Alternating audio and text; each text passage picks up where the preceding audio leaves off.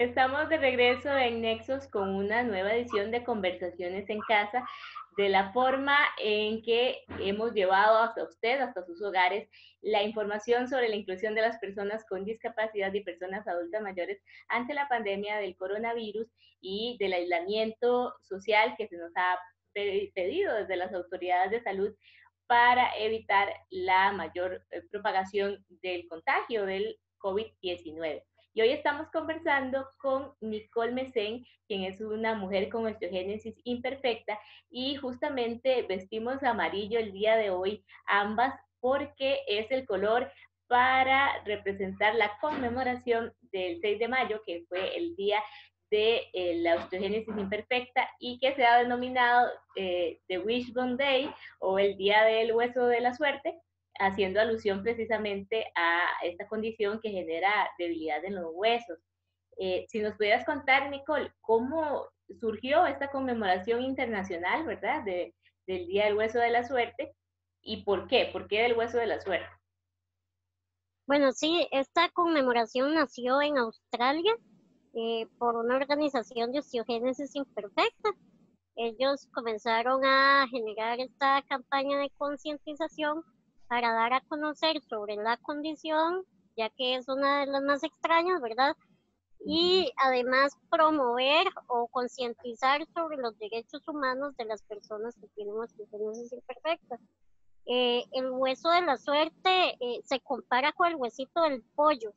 Vos has visto que cuando tomás el huesito del pollo y lo partís, de hecho es un hueso súper fácil de partir, ¿verdad? Es como sensible y la parte que te queda de mayor, ¿verdad? El mayor pedazo es el que te da suerte. Pues bueno, ellos consideraron que es como una buena comparación con la osteogénesis imperfecta. Sí, es una conmemoración bastante reciente. Comenzaron en 2008 en Australia con esta conmemoración a partir de un congreso que hicieron de esta Asociación de Personas con Osteogénesis Imperfecta de Australia. Eh, ha ido tomando fuerza, ¿verdad?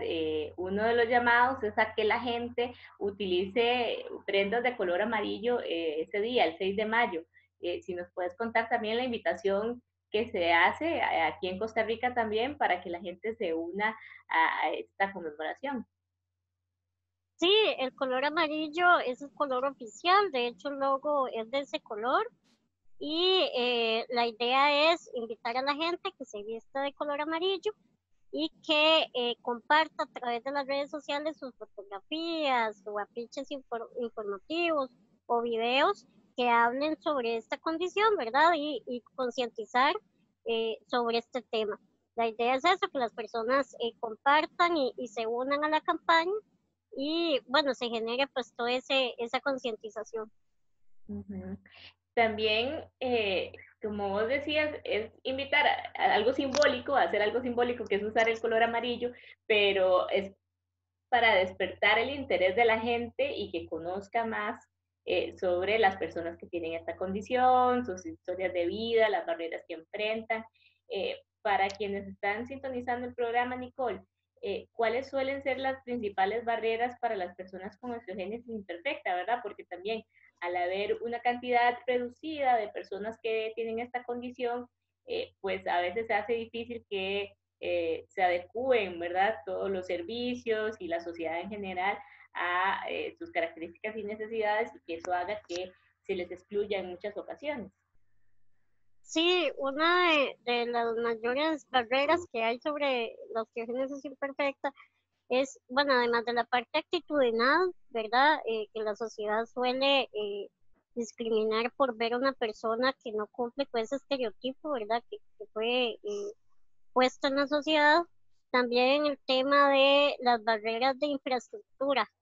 Como las personas con osteogénesis imperfecta generalmente somos de baja estatura, entonces el mundo no fue pensado, ¿verdad? Ni creado para una persona de baja estatura. Entonces todo el tema de infraestructura suele ser una barrera enorme para las personas que tenemos esta condición, porque desde el tomar un autobús, que es súper complejo, ¿verdad? Por el tema de las aceras, hasta llegar a una oficina para ser atendido donde los escritorios son súper altos, ¿verdad? Entonces, todo este tema de infraestructura es una enorme barrera que tenemos que ir rompiendo poco a poco.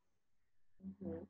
Y también, bueno, con tu experiencia, ¿verdad? Que nos contabas la enorme cantidad de veces que te fracturaste en la infancia, ¿cómo fue el proceso educativo, verdad? Porque también es un compañerito, una compañerita de la escuela a la que con facilidad podemos fracturar porque movimos un pupitre, porque inclusive, como vos decías, el pupitre no se va a adecuar al tamaño que vos necesitas, etcétera. Entonces, ¿cómo fue ese proceso educativo tuyo en la escuela, que fue el periodo donde también te fracturabas con más frecuencia? Sí, en mi caso fue algo curioso porque desde que yo ingresé a la escuela, mis compañeros y compañeras fueron como muy sensibles en el tema a pesar de que eran niños y niñas, ¿verdad? Más bien se amoldaron súper bien.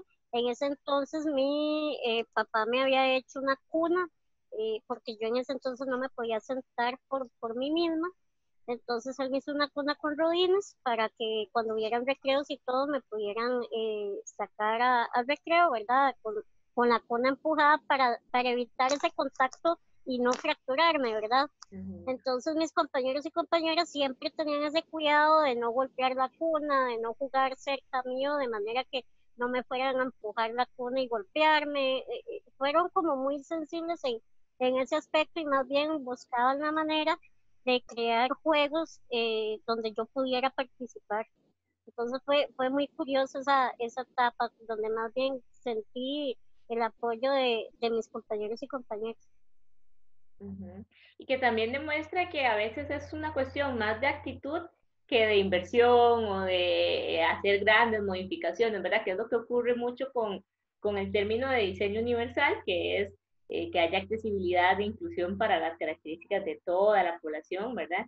Que somos así diversos y diversas todos y todas, pero muchas veces la gente dice como, uy, no, mejor no me meto en eso porque va a ser muy complicado y a veces los más chiquitillos lo encuentran como más simple, ¿verdad? Esta situación.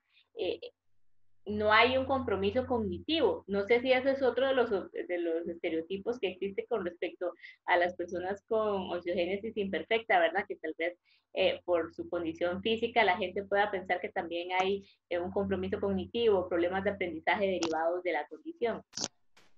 Sí, eso se da mucho cuando yo iba a ingresar a la escuela.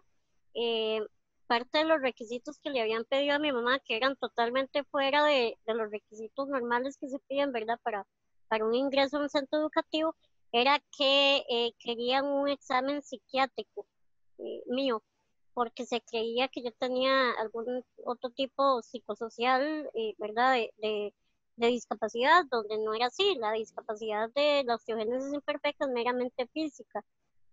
Todo lo demás, nosotros nos desarrollamos como las demás personas, ¿verdad? No necesitamos ningún servicio de apoyo ni nada en ese aspecto. Entonces, fue súper curioso y además de frustrante, ¿verdad? Pasar por esa situación, pero ya después, tanto los profesores, profesoras como la directora de ese entonces, ya empezaron a conocer sobre la condición y ya empezaron a comprender que la osteogénesis imperfecta no era una limitación para mí, para yo desarrollarme en tema educativo.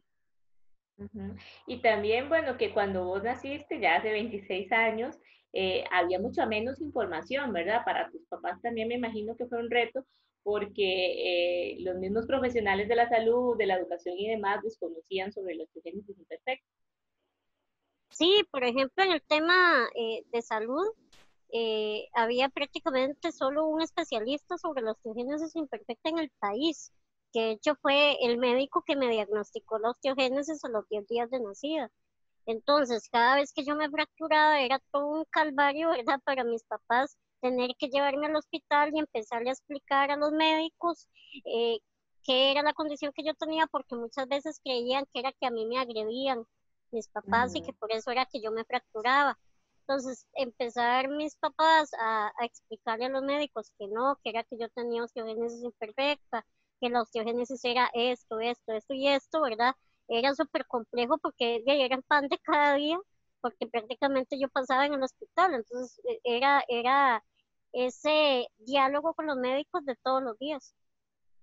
Así es, y seguiremos conversando con Nicole Mesen sobre la osteogénesis imperfecta y sobre la conmemoración del Wishbone Day, que es el día en el que se crea conciencia sobre la osteogénesis imperfecta y se busca informar a la población sobre este tema y por eso estamos usando hoy ambas el color amarillo, que es el color que representa a esta conmemoración. Vamos a conocer una segunda palabra en lesco y pronto volvemos con más de las conversaciones en casa de Nexus.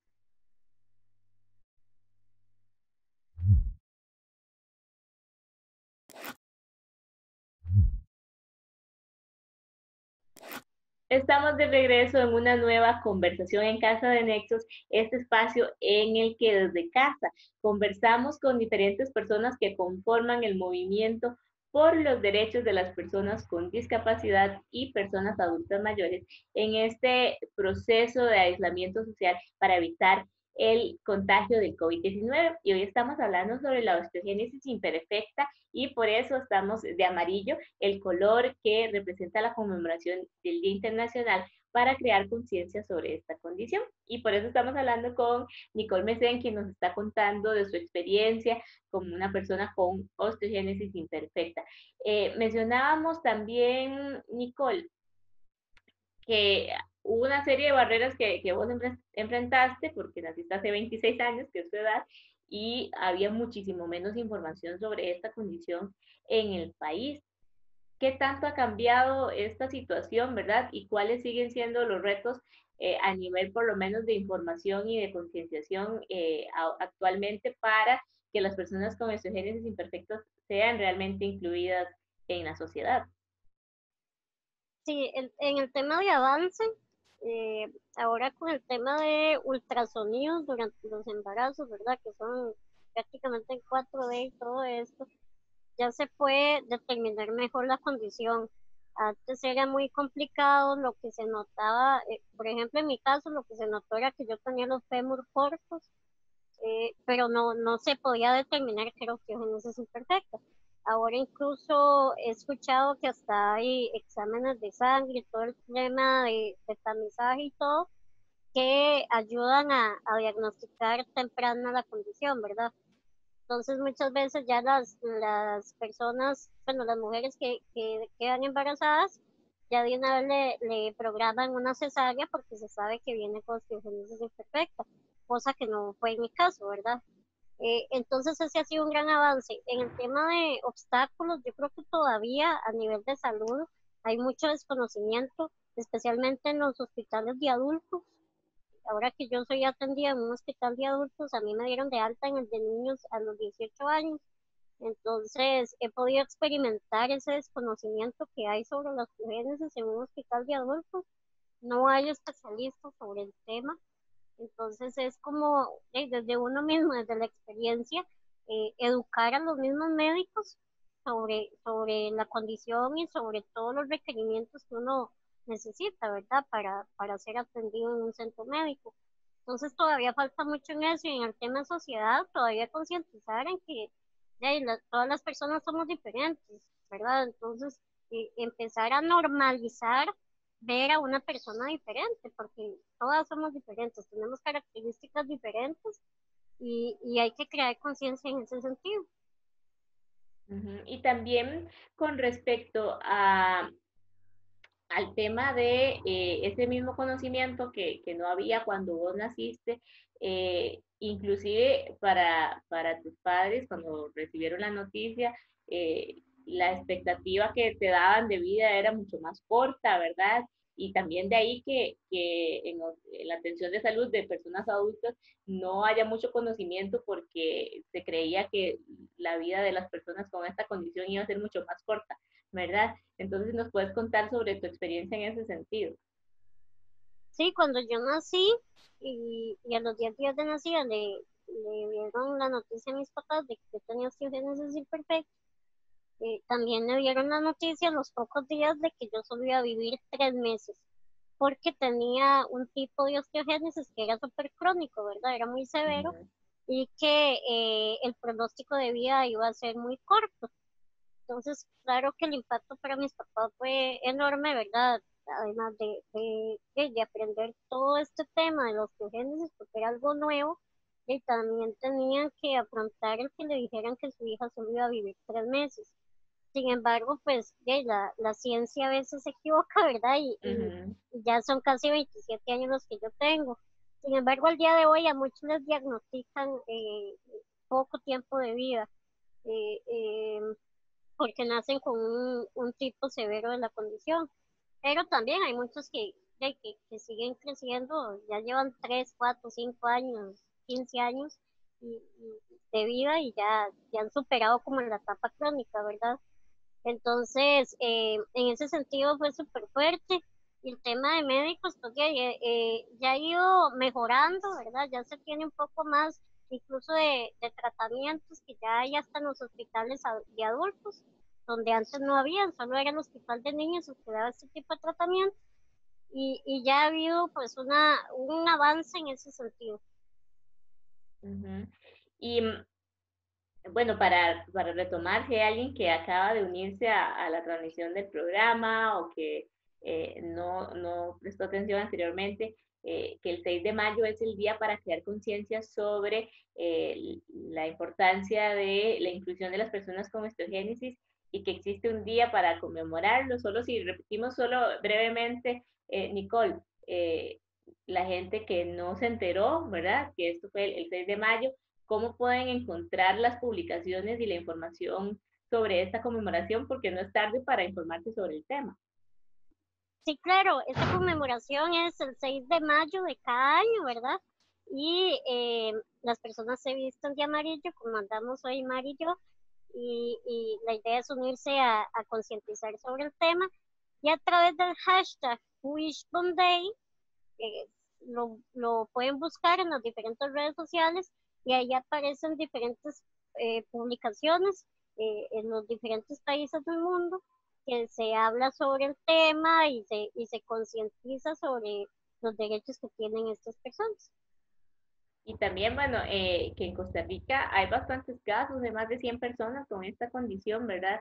Entonces, ¿qué, qué sería el consejo por si nosotros tenemos alguna persona conocida o nos encontramos en determinado momento con una persona de cualquier edad, ¿verdad? Con osteogénesis imperfecta? ¿Cuáles son algunos consejos básicos para ser inclusivos con esa persona y para un trato adecuado, ¿verdad?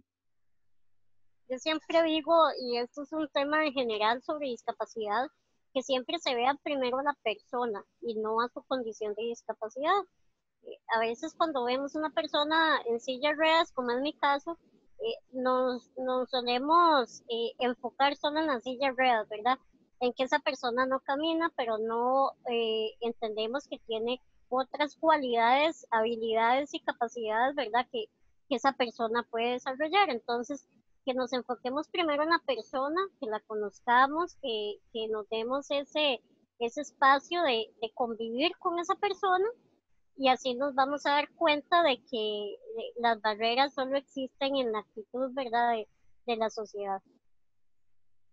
Así es, con este llamado le invitamos a usted también a informarse y a ser parte de este movimiento que cree en la inclusión de todas las personas, que considera la diversidad como algo positivo de la sociedad y que pues a través de Nexus podemos seguir discutiendo sobre estos temas y generando ideas que también aporten a la inclusión. Recuerde que usted nos encuentra en Facebook, Instagram y YouTube como Nexus Canal 15 para que también nos siga por ahí. Ahí podrán encontrar también fotografías de la conmemoración del Wishbone Day para que también nos visiten en nuestras redes sociales y aporten a este movimiento. Le agradecemos muchísimo a Nicole Mesén que nos acompañó hoy en esta nueva edición de Conversaciones en Casa de Nexus y le recordamos que están disponibles también en nuestras redes sociales todas las conversaciones en casa anteriores que hemos tenido en el programa para que las repase, la comparte con sus familiares y amigos y así seamos una red de personas que se apuntan a la inclusión cada vez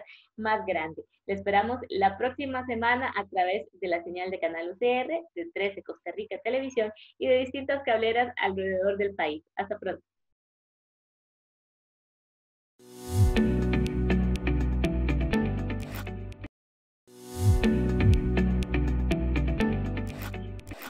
Hola, ¿qué tal? Es un gusto darles la bienvenida a una nueva edición de Nexos en este espacio Conversaciones en Casa que hemos desarrollado para mantenernos apuntados con la inclusión de las personas con discapacidad y personas adultas mayores durante este periodo de aislamiento social ante la pandemia del COVID-19.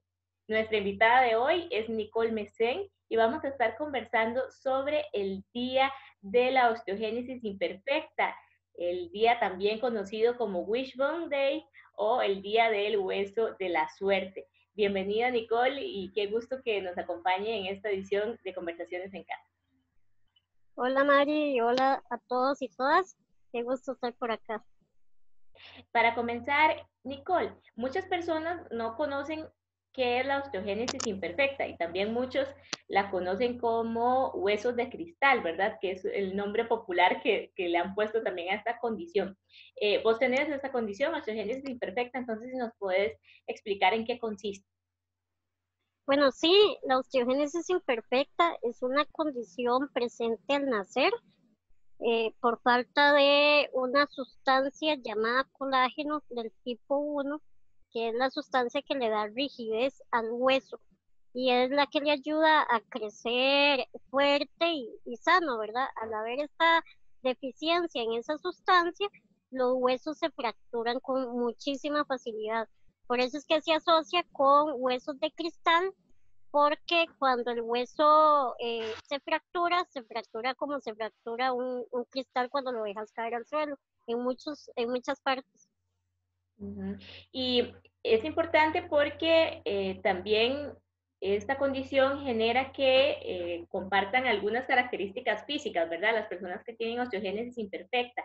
Y eso ocasiona también que pasen por una serie de prejuicios y de estigmas a raíz de su apariencia física. Entonces, si nos puedes explicar también cómo esta condición no solo afecta la fragilidad de los huesos, sino que también comparten algunas características como el tamaño también, Nicole. Sí, generalmente las personas con osteogénesis tienen una estatura por debajo del promedio.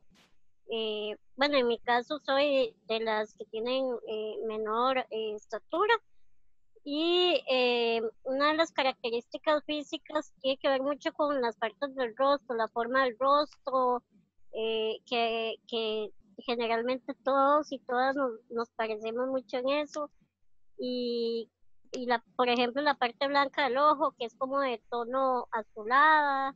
Entonces son características que rompen, ¿verdad? Ese concepto que se tiene de una persona en teoría normal, ¿verdad? Como le llama la sociedad, y que genera pues todos esos perjuicios de miradas, malos comentarios y demás.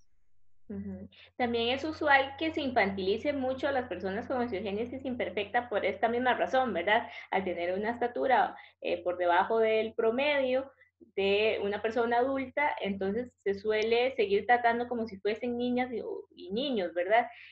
Tal vez nos puedes contar desde tu experiencia si eso te sigue ocurriendo ahorita todavía en la edad adulta.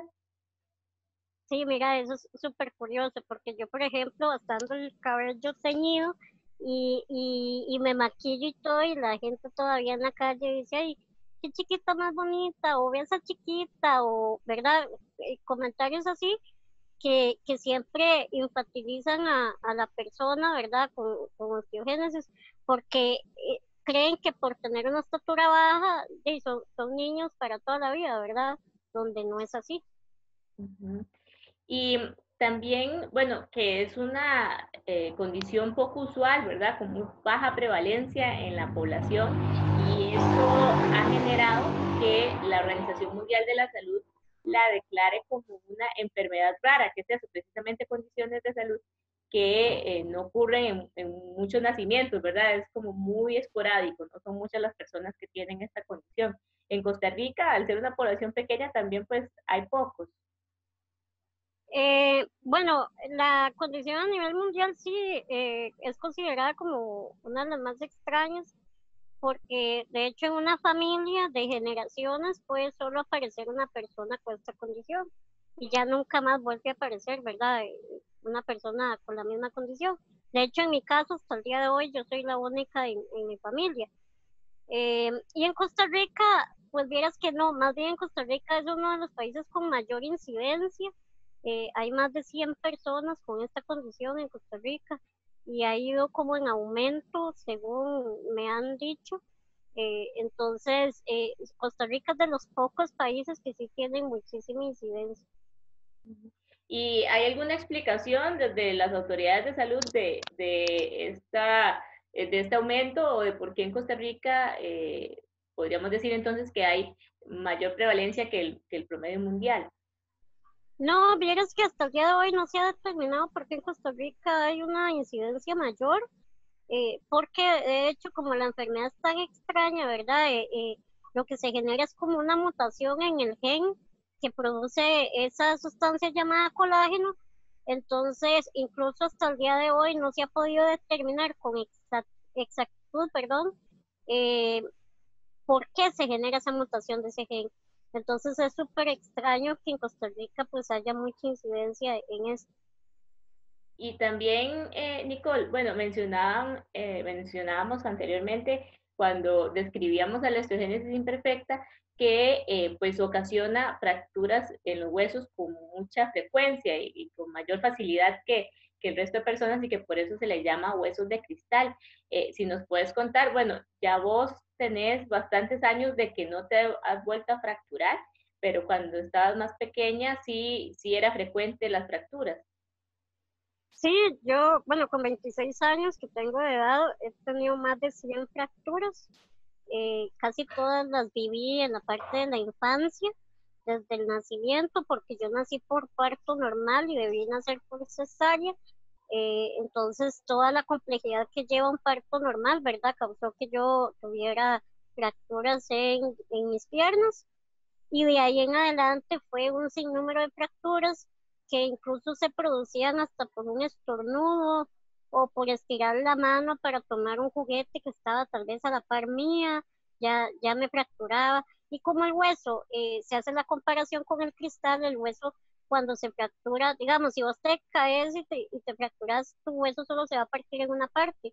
En una persona con osteogénesis imperfecta, si se cae, o en este caso por el estornudo, se puede fracturar un hueso en varias partes, 5, 6, 7, 10, 20, o sea, en muchísimas partes.